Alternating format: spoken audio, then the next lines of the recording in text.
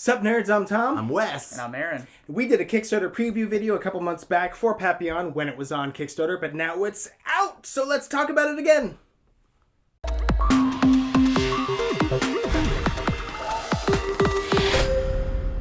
So Papillon or Papillon or Papillon, however you want to pronounce it, it's a game about gardening and butterflies, and it's very pretty. I will say that the aesthetic is definitely the biggest draw to this game. Having the 3D construct of flowers, and your points are all your butterflies on these little clothespins that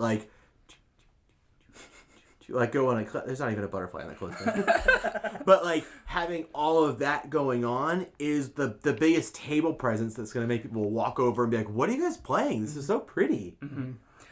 Essentially, it's a drafting, tile placement, area control game. With bidding.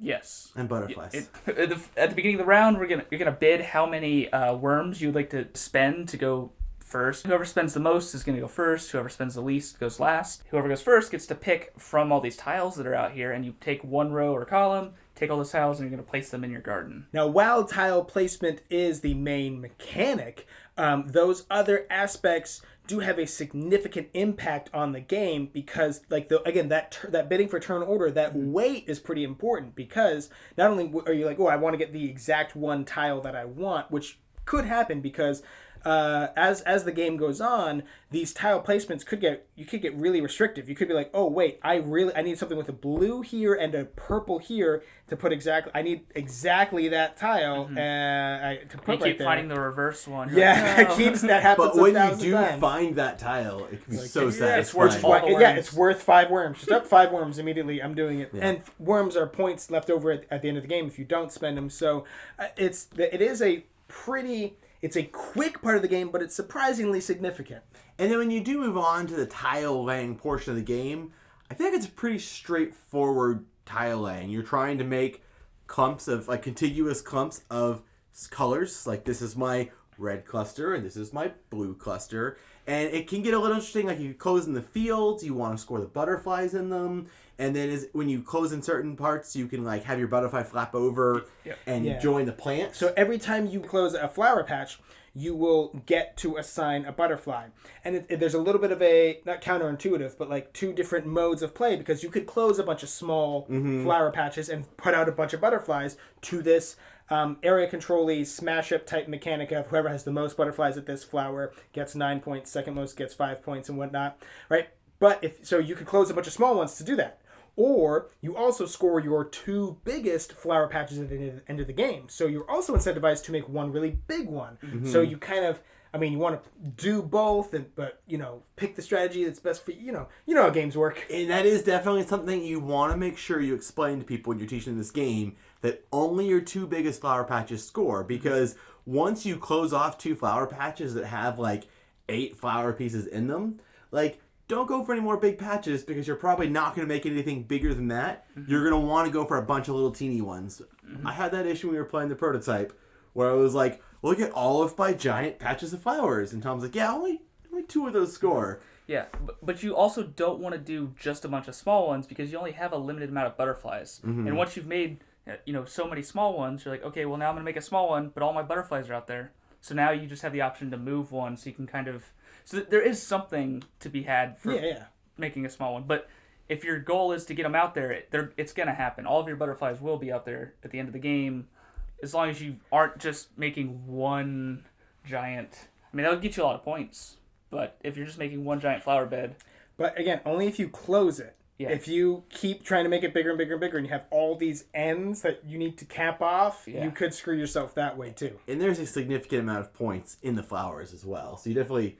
it could be a big point flower bed, but you're neglecting a lot of potential points out here as well. Especially because ties are friendly, so seeing that other people have butterflies out on a flower shouldn't be a deterrent for you, because all you need to do is match them, and you'll still at least get the points there. There's a lot of points to be had. It's the flowers out here, there's the flower patches, there's the fields with the butterflies in them, there's the worms, there's the gnomes that can increase the multipliers on your fields or your patches. I definitely think the best thing this game has going for it is it's a beautiful game. Mm-hmm. It's impressive. You've got all the pretty flowers. You've got your pretty little butterflies that fly around and land on the flowers. it's a looker. The one thing I enjoyed the most was the smash up area control, because like going out, just trying to get those little patches done so that I can put butterflies out there and kind of lock down a flower patch. Say, okay, well I've got 3 on here. Are you guys gonna also put 3 on here, or are you gonna go for one of the other dinkier ones? Is it really worth you scoring the same amount of points as me just to like negate it, or would you rather go over here and like win this one and possibly beat me? Like it's a whole lot of like mind games of like, oh, I put all these here and now they went over there, now I need to make small ones and move them because I have too many on there. Right. Yeah, that's definitely my favorite aspect too, I think. Well, also the bidding is also pretty good. Without talking about components, because I do want to talk about that, I do have a few gameplay complaints. One is there is a slight bit of fiddliness with that bidding because it's almost looks to me like it's backwards. Like, because if you look at the player turn order, it's reading left to right. It's 4, 3, 2, 1.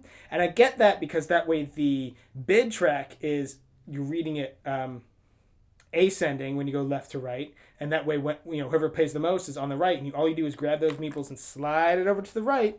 But I actually did play around recently when I was, been a while since I played the prototype. So, I was still relearning it. And I was like, okay, so now we go in turn order. And we were grabbing 4 was going first. And I was like, oh, wait, no, that's not right. Hang on. Because, for a second I thought it was left to right. And also, like, then when you put out the flowers, that's in reverse turn order from bidding. So, like, there's a slight amount of fiddliness there. You'll get it after your first game, or after your first couple of rounds. But it's just you're getting real nitpicky, aren't you? It is a little bit fiddly. Like, it doesn't seem like it would be, but sometimes. But being English and reading from left to right, like first, second, third. Make sure you're paying attention when you're playing. Yeah.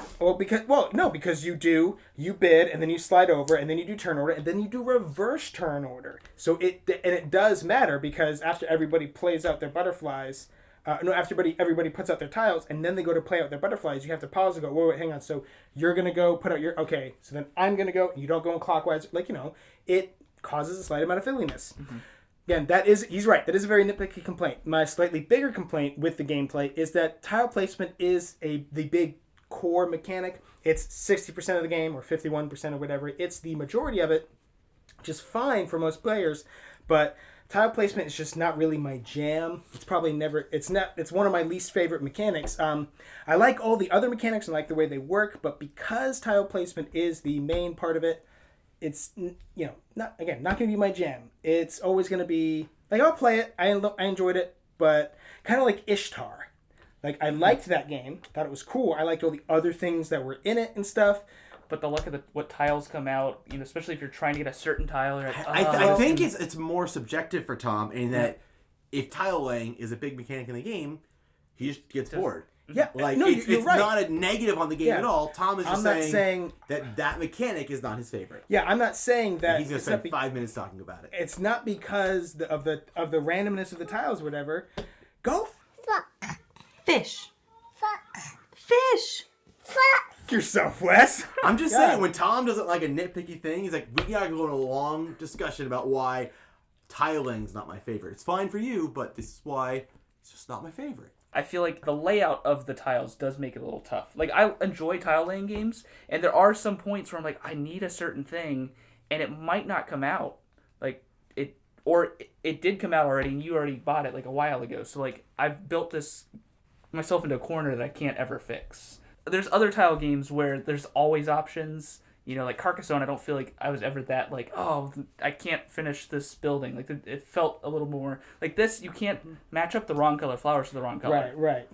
Yeah. It is in the realm of tile placement games. It is a bit more restrictive, but I don't even really factor that in to my distaste of the tile placement aspect. Yeah. In terms of tile laying games, though, I did feel like, besides like waiting for what you had, make sure you have what you need to bid for that one so that somebody can't hate draft it out from you because they have more worms. When it came to actual tile laying, it was pretty straightforward. I didn't feel like there was a lot of like new mechanics and new to learn. If you know tile laying, this is the tile laying mechanic of the game. Lay your tiles so they match up and you score points based on that. So when I think Colossal, I always think high quality games, but these little clips aren't the best. Like they make the game what it is with the whole like 3D butterflies landing and stuff, But they do fall off if you have people that are rough on your games. You're gonna have to slap them around and re-glue them. It's not even rough. Like I Being in watch the people, box, like I watch people go to play and they go, oh, and it's weird because we played the prototype and I feel almost like the prototype was like maybe it was hand glued or whatever, but it felt more sturdy at that time. I think because this is on a machine, you can even see that there's like a teeny tiny dab of glue that's holding him down. Mm-hmm. I mean, it's fixable in a way you could just have super add glue some extra around. glue yourself. And they do have like replacement butterflies that come in the box. Like, hey, we know this is a possibility, so we're prepared for it.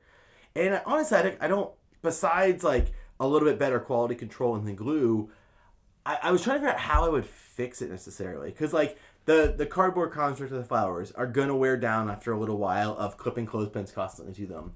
Like these are just wooden clothespins; they're mini ones, but like eventually that spring is gonna wear out and stuff. Someone said that they have these exact same type of things at like Michael's or something. They said they saw these, so you can replace them yourself. Yeah, you could replace them yourself. But that's what I'm saying is like, besides what they're already done, I don't know how they can necessarily improve upon it. It just it's just unfortunate that that they came out like it's a dainty game in general. Like putting these back in the box. The box feels really light, so like it's box is gonna hold, but you feel like, ooh, this is delicate. I need to put this at the top of the stack of games. Yeah, because so much of the big box is just to house the flowers. Yeah, I do like that you don't have to break the flowers down. That would be correct. That would be a huge negative if you had to build these every time. Right. Yeah, but it's just unfortunate because this is not a kids game, but kids are gonna want to play with this. People are gonna pick this up and say, "Oh, woo, so cool," and then yeah, it's just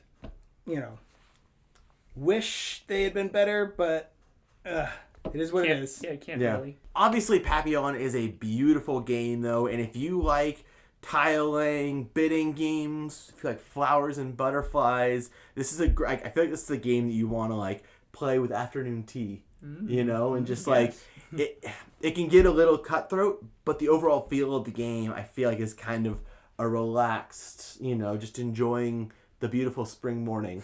We'll have a purchase link to Papillon in the description box down below. You can get yourself a copy. And while you're down there, don't forget to subscribe to our channel so you'll never be bored.